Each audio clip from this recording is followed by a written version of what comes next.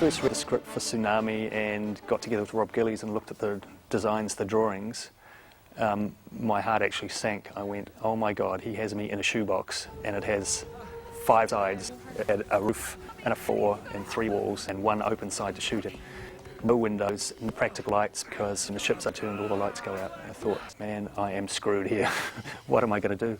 I was walking around with that script for quite a while, and it was sort of there, and they were always threatening that we're going to make this show. And I used to say, this, you just can't make this show. This will be one that can't be made.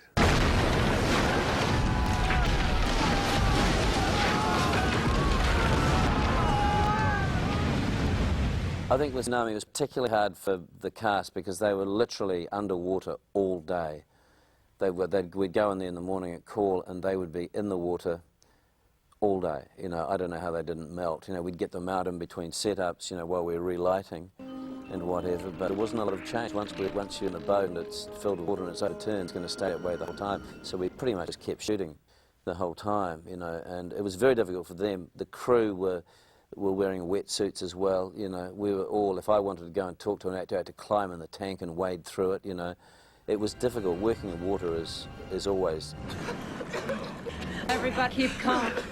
Do you remember the water coming off the top of the All boat? our bad memories have to do with water. Yeah, that's so because true. human bodies are not meant to be cold and wet at the same time. It's very tiring wading around in water. I mean, it's tough enough being on your feet all day, but when you just working against the force of water all day is very, very tiring.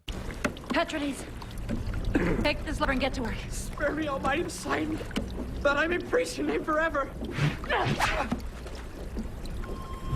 Petrolese, you take this lever and get to work. The important thing is that morale during that shoot stayed right up there. We had Bruce with us. Yeah, so it wasn't that bad, at least. It's always good to have Bruce because he's such an so old pro, professional. and Bruce taught me a really good thing to do. When they tell you, you're up, get in the freezing, you know, hurry up and lay down that freezing puddle of blood, that you go, great, I was hoping you'd say that. It was something like that. And just by saying the opposite of how you feel at that moment actually kind of makes it all right for a second.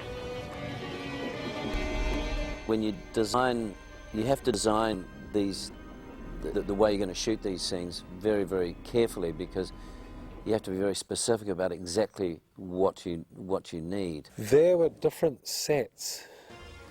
It was a standard old procedure, which is where you build the set like a box.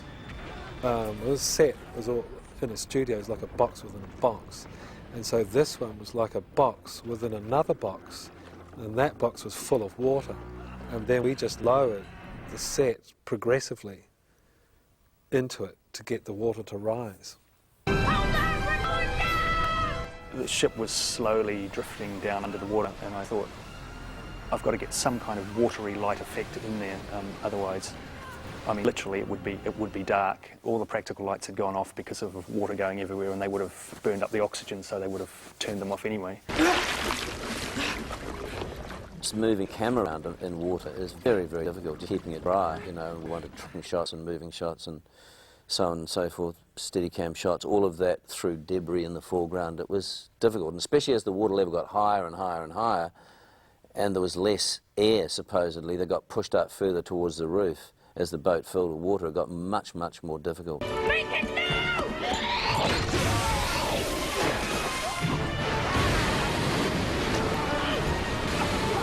There's a story about the Tsunami episode that probably not a lot of fans know about, but it was a pretty dramatic event that happened. Suddenly there was a sound like a pistol shot, followed by a rapid series of others that sounded like sort of light machine gun fire. It went bang, bang, bang, bang, bang. Did you feel it? Some kind of jolt. You didn't feel it? I did. The engineer was sent for to come down as quickly as possible.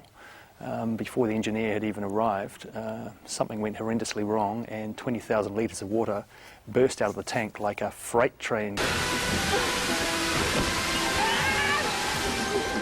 Luckily it happened when it happened. If it had happened the next day when we'd had a crew and actors in there, it could have been very dangerous. talk about life imitating art. It was incredible. Great tidal waves swept around the studio, and picked up camera cases and sent them bobbing outdoor. And I think 20,000 litres of water emptied themselves out of the tank in about 10 seconds. I saw a staircase, a sort of a staging staircase, floating by as if it was in a river. It was a surreal experience, it really was. All right. It took a long time to clean up. And when we did back to work, I remember the slightest noise. If somebody dropped something, the whole crew would just jump. People were really twitchy for weeks afterwards.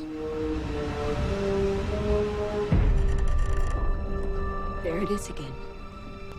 Didn't you feel that? I think it's one of my favourite of the episodes of Xena that directed, Tsunami. It was I like the claustrophobic nature of it. It was kind of more like a stage play than anything, because it's such a limited set. You know, there's so little room that it just kind of condensed, I suppose, the relationships between the various people and the frictions and the tensions between them.